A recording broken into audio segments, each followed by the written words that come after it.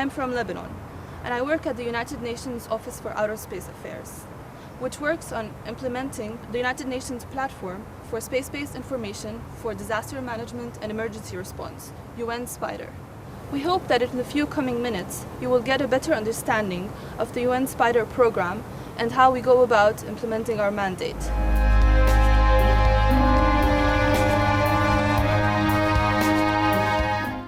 As the impact of climate change, land degradation, and population growth continues to be on the rise, then so does our global vulnerability to natural disasters.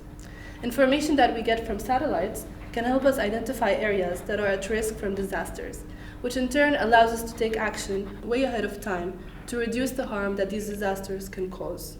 Information derived from satellite images is also valuable after the disaster actually takes place. It can be used to assess the damages and help support relief efforts.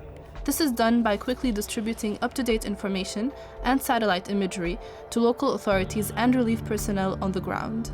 Hauptaufgabe dieses Lagezentrums ist, Informationen zusammenzutragen und allen Verantwortungsträgern im Bereich des Bevölkerungsschutzes aufbereitet auch wieder zur Verfügung zu stellen.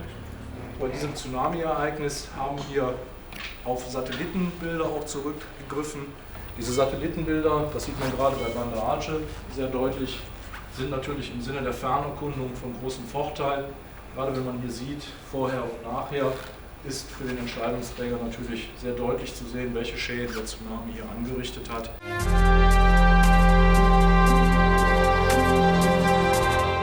Disasters can cause massive losses of life and property, disrupt our societies, and overburden our national economic systems. However, much could be avoided if we simply have better information about the risk and onset of disasters, as well as improved risk assessment and early warning capacities.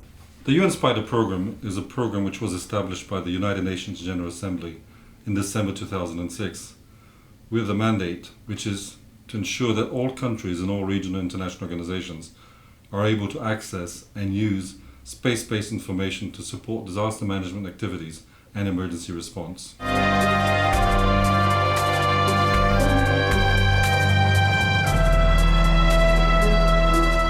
To illustrate the extent of the support being routinely provided by UN SPIDER, we will now sequence the activities during the floods in February and March 2009 that affected Namibia and other countries in Southern Africa as well. They demonstrate the entire workflow, starting with the first telephone contact with the user in the country, the activation of the International Charter Space and major disasters, and the following rapid mapping procedures, which are necessary to finally generate a reliable map. Over the road, really. People are concerned that this bridge may collapse because there's visible cracks in the walls. It looks a bit dangerous, and if this bridge breaks, then that's the only access road to Oshakati and the hinterland of Oshakati. And so if this bridge would collapse, there would be a tremendous problem. This is Jörg Schasinski from the UN SPIDER Bonn office in Germany. Coming back to our telephone call that we had a couple of days before, in the meantime we received the filled out user request from the UNDP office in Namibia. We checked the geographical coordinates, and I just want to verify the weather conditions. So still cloudy conditions, rain. So then it would make sense to especially ask for radar data, which are weather independent, maybe Terraza, or what is available we have to see. And as we discussed the resolution, it should be high resolution, yeah, okay. So then we will suggest spotlight images, which is up to 1 meter, and for a typical area of 10 times 5, 10 times 10 kilometers. And we will send out this request to our colleagues in Vienna from the UNOOSA office, and they will forward it to the Charter Secretariat to activate the International Charter Mechanism. Subsequently, on March 14, 2008, UNOOSA triggered the International Charter to help Namibia in its combat against the crucial impact of the floods and the outbreak of cholera. Similar to what we've done last year, we should try to cover the area with whatever data comes in and whatever we can do. We'll be working on Terraza, I think, just as we did last year, but of course we also get some optical imagery. So the ECHO has started to work on the dossier, and we have the various data coming in. So we have pulsar imagery, we have radarsat imagery, and probably also, Andre, could you look at some Terasa? Yeah, we collections? already tasked last week. So that data should be coming in now. Was recorded yesterday. So we could already work on the maps today. So when the data comes in.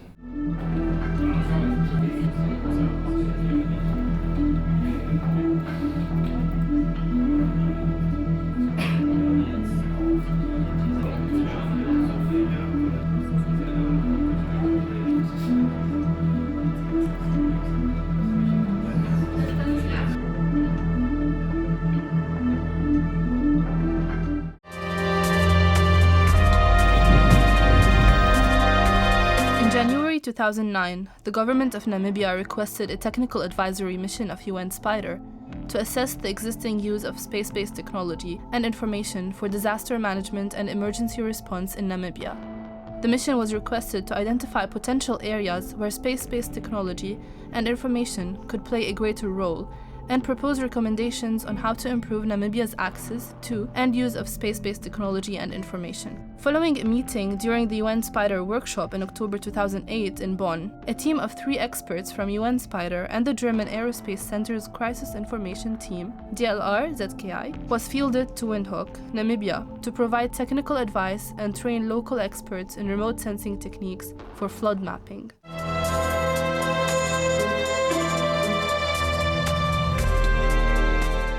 Providing access means providing information. What can space technology deliver? What are the benefits? What are the restrictions? Where are the sources? The UN Spider Knowledge Portal answers these questions, making use of all assets of modern information and communication technology. Users are guided to find the information they need for their specific situation. Disasters are of various types: earthquakes, floods, pollution, severe storms, fire, tsunami, volcano outbreaks, and epidemics all call for different strategies. The dynamic space application matrix of the UN Spider Knowledge Portal provides quick guidance through this labyrinth of issues in an intuitive and time-saving way.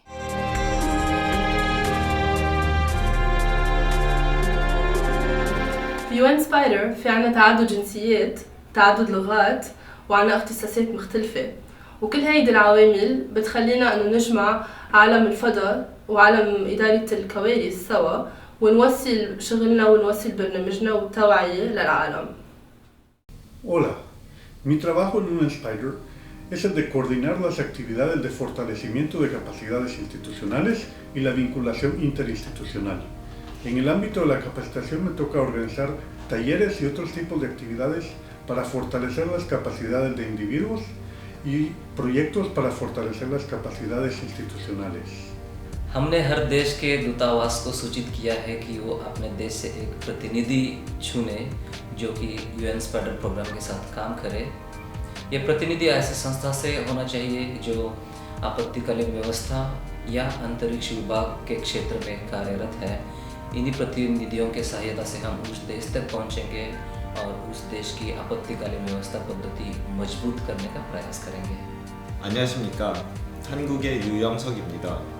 저는 UN 스파이더에서 지역사무소 설립, 대외통신, 재무관리, 그리고 모금 활동을 담당하고 있습니다. 반갑습니다. Como coordenador de programa, sou responsável pela implementação e coordenação de todas as atividades que foram incluídas no plano de trabalho aprovados pela Assembleia Geral das Nações Unidas. Sunt șeful biroului din Bonn și coordonez activitățile referitoare la portal, la colaborarea în sistemul ONU și cu alte organisme internaționale din domeniu.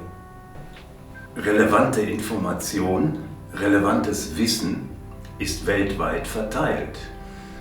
Es ist meine Aufgabe, das zu sammeln und aufzubereiten zum Nutzen des Katastrophenschutzes.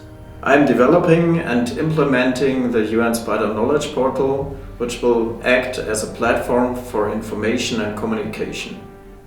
Je suis responsable pour la consultation technique et pour supporter la communication et la collaboration entre les acteurs internationaux qui s'engagent pour la gestion des catastrophes naturelles.